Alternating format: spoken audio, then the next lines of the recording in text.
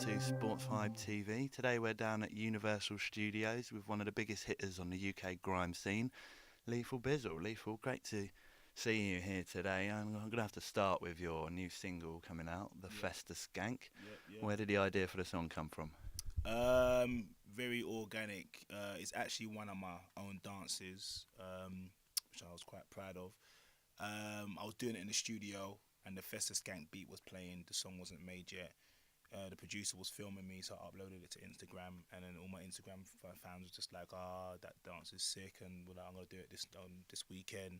And then one of the comments said, "Uncle Fester, Adam's family," and I was just like, I had like a little light bulb just shone on my head, and was like, maybe we could work with something. So me and the producer just started vibing. I just wrote the lyrics. Like half an hour later, the song was finished, and we named it Fester Skank. Well, you've had a few big singles in the past. Obviously, Pow got you a MOBA award. A few big tunes since then. How does this one rank amongst those? This one feels kind of special. It's very kind of taken off outside of the media arena, shall I say. It was kind of made from people like Robbie Williams has come across it and decided to do his own Fester Skank. Big up Robbie.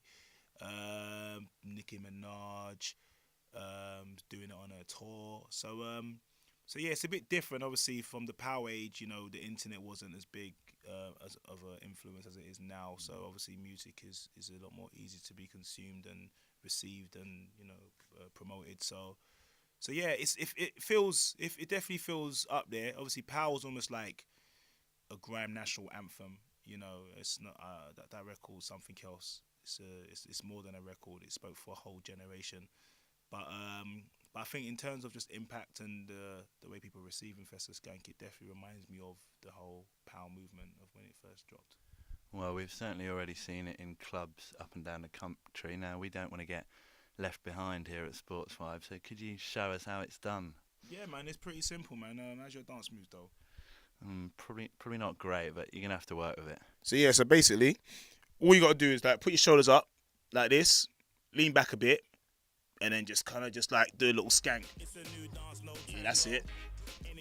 And then you can mix it up a little bit if you want. You could even go forward or to the sideways, or maybe one of your shoulders couldn't be working, and you could just be like, if you're really trying to push the boat out.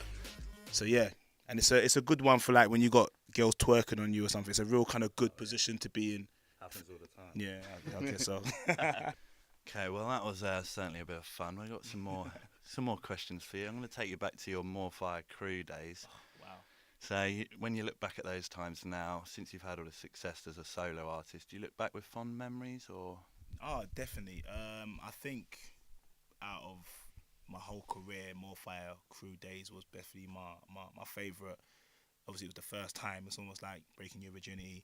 You always remember that. So yeah, that was that, and it kind of changed my life basically. That was almost like the time of my life. You're confused. I was like 16 years old, didn't know what I wanted to do, and then I had a big hit record. Took me around the world, met some amazing people, huge learning experience at the same time. Still see the guys as well. We actually done a reunion show last year, performed Oya for the first time in like 10 years. Amazing. It was in front of 10,000 people just to see everyone still knows the record and like responding to us amazingly. So but yeah, definitely fun memories. I miss those days, man. I wish if I could live any days, it would be the More Fire crew. I'd love to relive them. Wow. Now you've gained a lot of respect in the underground scene. You've also had quite a lot of commercial success. So you probably get quite a broad range of fans. How difficult is it to please everyone? You know what?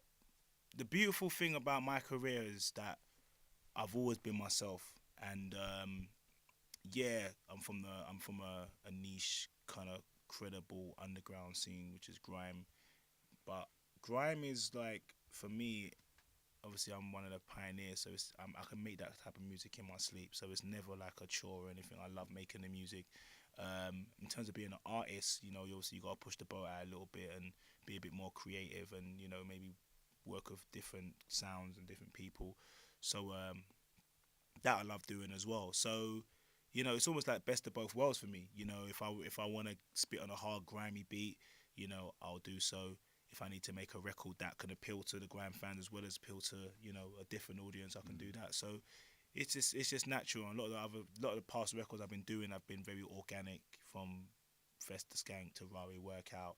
It's just been me, just being me, and you know, the fan just connecting with the music. So I think I'm kind of blessed that I just be myself, and it's worked. So yeah. And what about other artists? Is there any that have inspired you, and is there any that you really respect at the moment that we should look out for, maybe that we don't already know? New artist is a guy called Stormzy. That's definitely making a lot of waves right now.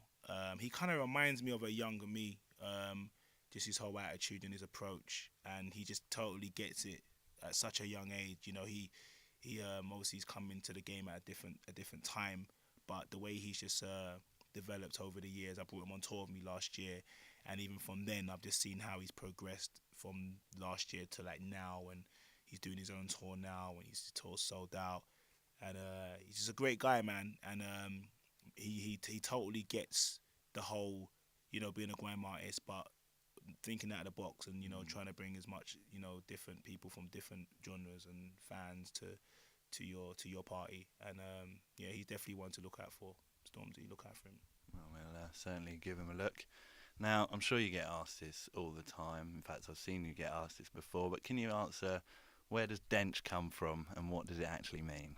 Dench basically comes from just me and my cousin Frimpong, ex-Arsenal, now in Russia, freezing his ass off. No time for me. Yeah, basically it was just us playing football, FIFA in our house, and then we'll score a goal and be like, oh, that goal was Dench, and it kind of stemmed on from just calling everything we thought was good was Dench. And then it spilled onto social media, and then the fans were like, why do you not always tweet Dench? What does Dench mean?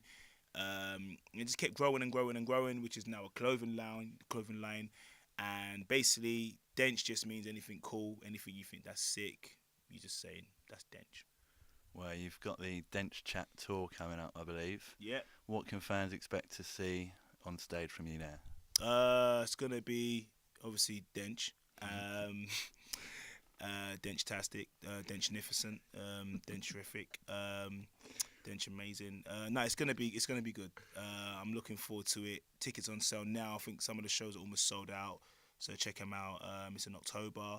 But yeah, it's a real give back to the fans. You know, Dench Chat is my name of my Snapchat, and Snapchat's been very influential for the past 12 months of me engaging with my fans. So I just wanted to do a tour for them, especially for them to come, and you know, new fans are welcome as well.